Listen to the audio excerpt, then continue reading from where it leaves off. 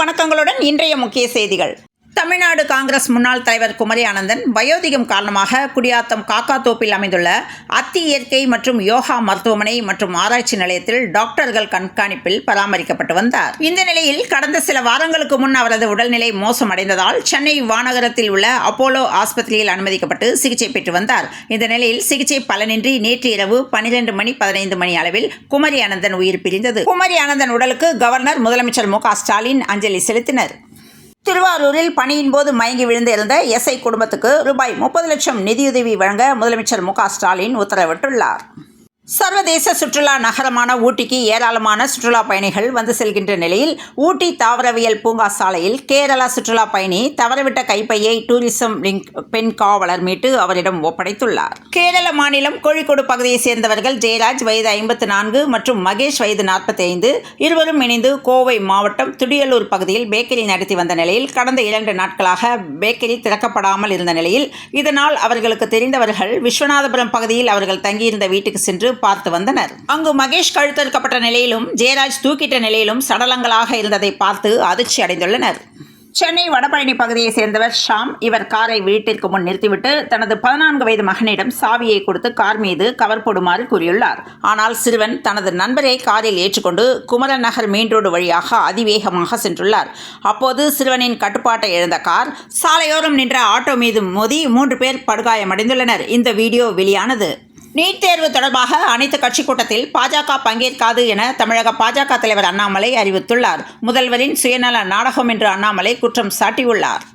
தங்கள் கட்சிக்காரர்கள் நடத்தும் மருத்துவக் கல்லூரிகளின் வருமானத்திற்காக நீட் தேர்வை திமுக எதிர்க்கிறது என்று தமிழக பாஜக தலைவர் அண்ணாமலை குற்றம் சாட்டியுள்ளார். கோவையை அடுத்த மருதமலையில் உள்ள சுப்பிரமணிய சுவாமி கோவில் கும்பாபிஷேக விழா கடந்த 4ஆம் தேதி நடைபெற்றது. இதையடுத்து மண்டல பூஜை தொடங்கியுள்ளது. தினமும் காலை 11 மணி முதல் 12 மணிக்குள் மூலவர் சுப்பிரமணிய சுவாமிக்கு மண்டல பூஜை நடைபெறுகிறது. இந்நிலையில் மருதமலை கோவிலுக்கு 4 சக்கர வாகனங்களில் செல்ல தடை விதிக்கப்பட்டுள்ளது. காங்கிரஸ் முன்னாள் தலைவர் குமரி ஆனந்தன் இன்று அதிகாலை மரணமடைந்தார். இதையடுத்து அவரது மறைவுக்கு பல்வேறு அரசியல் கட்சி தலைவர்கள் தங்களது இரங்கலை தெரிவித்து வருகின்றனர். பகவான் மகாவீர் அவதரித்த திருநாளை மகிழ்ச்சியுடன் கொண்டாடி மகிழும் சமண சமய பெருமக்கள் அனைவருக்கும் எனது நெஞ்சார்ந்த மகாவீர் ஜெயந்தி நல்வாழ்த்துக்களை மகிழ்ச்சியோடு தெரிவித்துக் கொள்கிறேன் என்று எடப்பாடி பழனிசாமி தெரிவித்துள்ளார். ஆவடி காவல் ஆணையர் கார் விபத்து குறித்து போக்குவரத்து புலனாய்வு போலீசார் விசாரணை மேற்கொண்டனர். மறைந்த காங்கிரஸ் மூத்த தலைவர் குமரி ஆனந்தனின் உடலுக்கு தமிழக முதல்வர் மு க ஸ்டாலின் நேரில் அஞ்சலி செலுத்தினார். திருவாரூர் மாவட்டத்தில் பணியின் போது மயங்கி விழுந்து உயிரிழந்த பெருக வாழ்ந்தான் காவல் நிலைய உதவி ஆய்வாளரின் குடும்பத்தினருக்கு ரூபாய் 30 லட்சம் நிதியுதவி வழங்க முதலமைச்சர் மு க ஸ்டாலின் உத்தரவிட்டுள்ளார். ஜாமீன் நிபந்தனைகளை மீறவில்லை, பொது வாழ்வில் பங்கேற்க எனக்கு உரிமை உண்டு என்று சுப்ரீம் கோர்ட்டில் செந்தில் பாலாஜி மனு அளித்துள்ளார். தமிழக சட்டசபையில் கடந்த மார்ச் மாதம் 14ஆம் தேதி பட்ஜெட் தாக்கல் செய்யப்பட்டது. தொடர்ந்து வேளாண் பட்ஜெட் தாக்கல் செய்யப்பட்டு பட்ஜெட் மீதான விவாதங்கள் நடந்தன. அதனைத் தொடர்ந்து மார்ச் 24ஆம் தேதி முதல் துறை ரீதியான மானிய கோரிக்கை விவாதம் நடந்து வருகிறது. அமைச்சர்கள் புதிய அறிவிப்புகளை வெளியிட்டு வருகின்ற நிலையில் 2வது நாளாக கருப்பு சட்டை அணிந்து சட்டசபைக்கு அதிமுகவினர் வந்தனர். அமைச்சர் KN நேருவின் சகோதரர் ரவிச்சந்திரன் வீட்டில் 3வது நாளாக அமலாக்கத்துறையினர் சோதனையில் ஈடுபட்டுள்ளனர். சென்னை ராஜா அண்ணாமலைபுரத்தில் உள்ள ரவிச்சந்திரனின் இல்லத்தில் அதிகாரிகள் தொடர்ந்து 3வது நாளாக சோதனை நடத்துகின்றனர். காங்கிரஸ் மூத்த தலைவர் குமரி ஆனந்தன் வயது 92, வயது மூப்பு மற்றும் சிறுநீரக பிரச்சினை காரணமாக சென்னையில் தனியார் மருத்துவமனையில் சிகிச்சை பெற்று வந்த நிலையில் செவ்வாய்க்கிழமை நள்ளிரவு 12:15 மணி அளவில் காலமானார். மறைந்த குமரி ஆனந்தனின் உடல் பொதுமக்கள் அஞ்சலிக்காக சென்னை சாலிகிராமத்தில் உள்ள தமிழிசை இல்லத்தில் வைக்கப்பட்டுள்ளது. நம்ம முன்னோர்கள் என்னமா வாழ்ந்திருக்காங்க என்று கீழடி சுற்றுலா வியக்க வைத்துள்ளது. நன்றி அப்பா, மகிழ்ச்சியோட போய் வாருங்கள் என்று தந்தை குமரி ஆனந்தன் மறைவுக்கு தமிழிசை உருக்கமான பதிவு பதிவிட்டுள்ளார். சென்னையில் பேருந்து மற்றும் ரயில்களில் ரூட்டு தள கலாச்சாரம் நீடித்து வருகிறது. இந்த நிலையில் மாநில கல்லூரிகளில் பயிலும் திருவள்ளூர் பகுதி மாணவர்கள் ஆபத்தான முறையில் ரயிலில் பயணம் செய்தும் அட்டகாசத்திலும் ஈடுபட்டு வருகின்றனர். ரயிலில் அட்டகாசத்தில் ஈடுபட்டு வரும் மாநில கல்லூரி மாணவர்கள் அதனை சமூக வலைதளத்திலும் அச்சமின்றி பதிவிட்டு வருகின்றனர். நதிகள் இணைப்பு பாரத மாதா கோவிலுக்காக பாத யாத்திரை மேற்கொண்டவர் குமரி ஆனந்தன் என்று மூத்த அரசியல் தலைவர் குமரி ஆனந்தன் மறைவுக்கு தமிழக பாஜக தலைவர் அண்ணாமலை இரங்கல் தெரிவித்துள்ளார். மதுரை மற்றும் திருச்சி கோட்ட ரயில்வேக்கு உட்பட்ட பகுதிகளில் உள்ள தண்டவாளங்களில் பராமரிப்பு பணி நடந்து வருகிறது. இதற்காக தென் மாவட்ட ரயில்களின் போக்குவரத்தில் மாற்றம் செய்யப்பட்டு உள்ளது.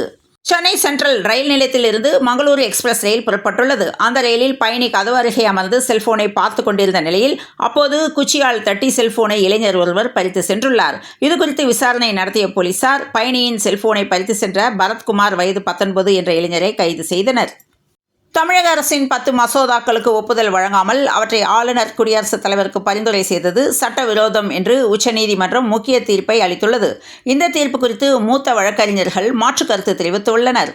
கிருஷ்ணகிரியில் வரும் மே மாதம் 15ஆம் தேதிக்குள் 100% தமிழில் அனைத்து கடைகள் நிறுவனங்களின் பெயர் பலகை அமைப்பதை உறுதி செய்திட உரிய நடவடிக்கை மேற்கொள்ள வேண்டும் என்றும் தமிழில் பெயர் பலகை இல்லாத கடைகளுக்கு அபராதம் விதிக்கப்படும் என்றும் மாவட்ட ஆட்சியர் தெரிவித்துள்ளார். உனக்கென்ன வேணும் சொல்லு என்று பிள்ளைகளை தோளில் சுமந்து பங்குனி விழாவை தந்தைகள் ரசித்துள்ளனர். தமிழக கேரள மாநில எல்லையில் முல்லைப் பெரியாறு அணை அமைந்துள்ளது. இந்த அணை தேனி, திண்டுக்கல், மதுரை, சிவகங்கை, ராமநாதபுரம் ஆகிய 5 மாவட்டங்களின் குடிநீர் மற்றும் பாசன ஆதாரமாக திகழ்கிறது. இந்த அணையின் பாதுகாப்பு மற்றும் பராமரிப்பு பணி காரணமாக அணையில் மத்திய நீர்வள ஆணைய தலைவர் ஆய்வு மேற்கொண்டார். சென்னையில் மகாவீர் ஜெயந்தி தமிழ் புத்தாண்டு பண்டிகைக்காக 1680 சிறப்பு பஸ்கள் இயக்கப்படும் என்று அரசு விரைவு போக்குவரத்து கழகம் அறிவித்துள்ளது. மின்சார வாகனங்களுக்கு எளிதில் சார்ஜிங் செய்வதற்கான வசதி கிடைக்க தமிழகம் முழுவதும் உள்ளாட்சி அமைப்புகளுடன் இணைந்து பொது சார்ஜிங் மையங்களை அமைக்க மின் வாரியம் திட்டமிட்டுள்ளது. பேருந்தில் திருடுவதை பிரதான தொழிலாக செய்து கைவரிசை காட்டிய பெண்ணுக்கு காவல்துறை காப்பு மாட்டினர். மோசடி செய்பவர்கள் ஜிப்லி கதாபாத்திரங்களையும் கலையையும் மோசடிகளில் பயன்படுத்தலாம் என காவல்துறை தெரிவித்துள்ளது. ஜிப்லி கலையை சுற்றியுள்ள சாத்தியமான ஆபத்துகளை பயனர்கள் குறைத்து மதிப்பிட வேண்டாம் என்றும் நம்பத்தகாத மூலங்களிலிருந்து வால்பேப்பர்கள், ஆர்ட் பேக்குகள் அல்லது பயன்பாடுகளை பதிவிறக்க வேண்டாம் என்றும் அங்கீகரிக்கப்படாத தளத்தில் புகைப்படங்களை பதிவேற்றப்பட்டால் தங்கள் தரவுகளை டீப் பேக்குகளில் பயன்படுத்தப்படும் அபாயம் உள்ளதாக காவல்துறை எச்சரிக்கை விடுத்துள்ளது. ஆந்திர மாநிலம் கோட்டா அருகே 2 தினங்களுக்கு முன்பு காரை மறித்து 3500 கிலோ தங்கம் கொள்ளையடிக்கப்பட்ட சம்பவம் மாநிலம் முழுவதும் பெரும் பரபரப்பை ஏற்படுத்தியுள்ளது. இதையடுத்து சித்தூர் மாவட்ட காவல் கண்காணிப்பாளர் உத்தரவின் பேரில் இந்த வழக்கை கோட்டா காவல்துறையினர் விசாரணை மேற்கொண்டு வருகின்றனர். இந்த வழக்கு தொடர்பாக குற்றவாளிகளை கைது செய்யும் நிலையில் பயத்தில் தமிழக இளைஞர் தற்கொலை செய்து கொண்டுள்ளார். வெற்றி விளம்பர மாடல் திமுக அரசோ மக்களை ஏமாற்றும் கபட நாடக கச்சேரிகளை மட்டுமே நிகழ்த்துகிறது என நடிகரும் தமிழக வெற்றிக் கழக தலைவருமான விஜய் தெரிவித்துள்ளார். 10 அணிகள் பங்கேற்றுள்ள 18வது IPL கிரிக்கெட் திருவிழா இந்தியாவின் பல்வேறு நகரங்களில் நடந்து வருகிறது. இதன்படி அகமதாபாத்தில் இன்று நடைபெறும் 23வது போட்டியில் குஜராத் டைட்டன்ஸ், ராஜஸ்தான் ராயல்ஸ் அணிகள் மோதுகின்றன. IPL கிரிக்கெட்டில் டாஸ் வென்ற ராஜஸ்தான் பந்துவீச்சுக்கு தேர்வானது. ஏமாற்றமளிக்கும் சீசன் என்று தொடர் தோல்வியால் CSK பயிற்சியாளர் வேதனை தெரிவித்துள்ளார். CSK அவ்வளவுதான் என்று நினைக்க வேண்டாம் என்றும் எல்லாம் தோனி பார்த்துப்பாரு என்று ஷேன் வாட்சன் தெரிவித்துள்ளார். மீண்டும் ஏறுமுகத்தில் தங்கம் விலை இது தொடருமா என்ற கேள்வி எழும்பிய நிலையில் இன்றைய தங்கம் விலை நேற்றை விட கிராமுக்கு ரூபாய் 70, பவுனுக்கு ரூபாய் 520 உயர்ந்துள்ளது. வெள்ளி விலையில் எந்த மாற்றமும் இல்லை. அதன்படி சென்னையில் இன்று 22 கேரட் ஆபரண தங்கத்தின் விலை ஒரு சவரன் 66,320 ரூபாய்க்கும், ஒரு கிராம் 8,790 ரூபாய்க்கும் விற்பனையானது.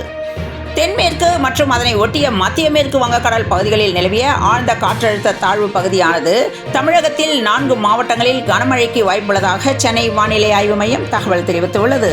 இத்துடன் இந்த செய்திகள் நிறைவடைந்தன. மீண்டும் நாளை காலை செய்தியில் சந்திப்போம். நன்றி, வணக்கம்.